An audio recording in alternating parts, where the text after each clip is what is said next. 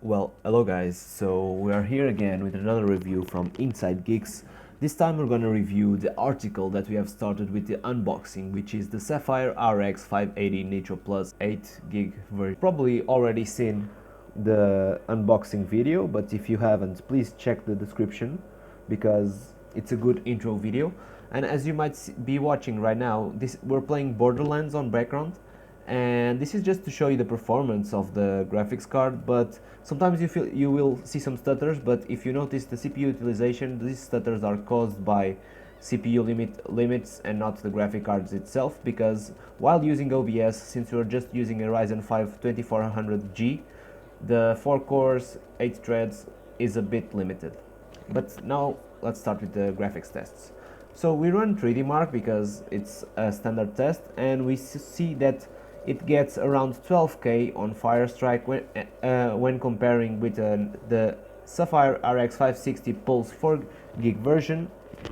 That version only had around 6K, which means this is about twice as good on 3D Mark for this specific graphics card. But since 3D Mark it's a synthetic benchmark, synthetic load, it doesn't matter much. We're gonna go to the games next, and we're gonna start with Overwatch. On Overwatch, this graphics card on average with 1080p low, we got around 150 FPS, and in this scenario I really feel that we are limited by the CPU once again, because even though we're overclocked to 4 GHz, if you have a faster CPU, I'm sure you'll see more FPS. Even then, you can see that you can play it on your monitor at 144 Hz with absolutely no issues. Perhaps you'll see some dips during fights that are more intensive, but other than that, you can even play it in 1080p high with around 120 FPS, or 1080p ultra around 60 FPS. But we've also tested this graphics card on 4K and 1440p. On 4K with high preset, you get around 90 FPS, which is actually pretty good, and 1440p high, you get around 115 FPS. Up next we got Fortnite, and we have like excellent playability in 1080p low with around 250 FPS, which is great if you don't like input lag. And when you turn it up to 1080p high, you get around 113 FPS, and then with Epic you get around 86 FPS, which is a pretty decent score as well. When you go to 4K, you get around 114 FPS on 1440p high, and around 93 FPS when you go to 4K. Once again, it's a really good result for a graphics card that can be had for around 200 euros new. And if you search wisely, you can find it even cheaper on used deals for around 100 euros. Up next we got the Sapphire Nitro Plus on Apex Legends, which is a popular FPS shooter game as well. And once again, 1080p low, you get more than 144 FPS, which means this is perfect for just competitive gaming, because paired with a better CPU, you'll get even less frame dips and better results. Once again, we got around 94 FPS between high and ultra, so you can see that even on 1080p low, the dips are to around 84 FPS, which is not bad. Up next we got Dirt Rally, and on Dirt Rally once again 1080p low, you got more than 144 FPS, which means it's perfect for your gaming monitor. And at 4K you got around 80 FPS and 1440p high around 105 FPS. Up next, another car game, Forza Horizon 4. You can have more than 120 FPS on 1080p low and around 80 FPS on 1080p ultra.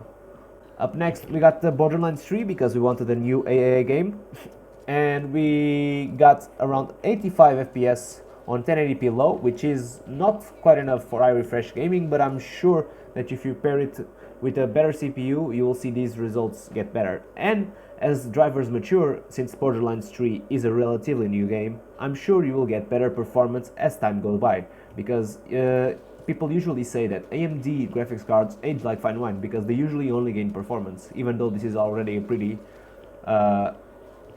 mature card. It has around 2 years on the market. And at 4K it's a bit hard because you only get around 17 FPS, so it's clearly not playable, but you got over 30 FPS on 1440p high. But can this graphics card overclock anything? We found out that it can, and you can reach about 1500 MHz on the GPU clock and 2250 MHz on the memory. How much does this improve performance, you ask? Well, in 3D Mark you get around 12.9K compared to the 12.1K, which is about 6% performance increase. And in Borderlands 3 you have an increase of 51 compared to the old 46.85, which is another 6% improvement, which is 6 to 8% improvement, which is pretty satisfactory, even though it's not something dramatic, because this graphics card already comes pretty pushed to the max on stock. And the other thing is that when we overclock, this system that we were testing was pulling 335 watts from the wall. This is with everything that's connected to the power strip. I'm measuring the power at the power strip, and at stock it only pushes around 325 watts compared to the 235 watts of the RX560. So this graphics card has a power consumption of around 100 watts more than the RX560.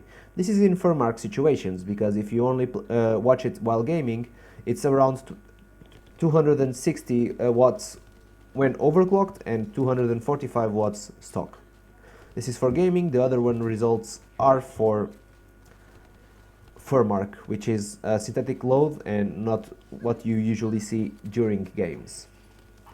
So in all, we think that this is a pretty amazing graphics card for the price, especially if you want to play 1080p games at more than 120 FPS for high refresh gaming, in case you have a setup that can feed the necessary FPSs and won't be CPU bottlenecked.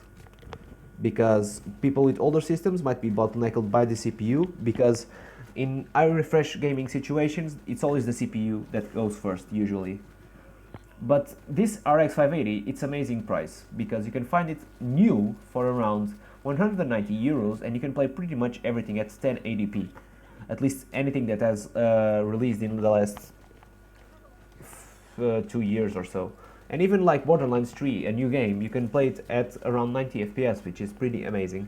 And if you are smart with your purchases, you can I'm pretty sure you can find it even cheaper, for those of you that need something even cheaper than those 190 euros. But as always, if you want me to review a specific game with this graphics card, let me know, and I'll try to see the performance just so you guys become more informed. Also, sorry for the laggy video, because like I said, my OBS recording presets weren't the best, but I wanted to show you a bit of the Borderlands 3 game and the performance using this setup. So, see you in the next video, guys.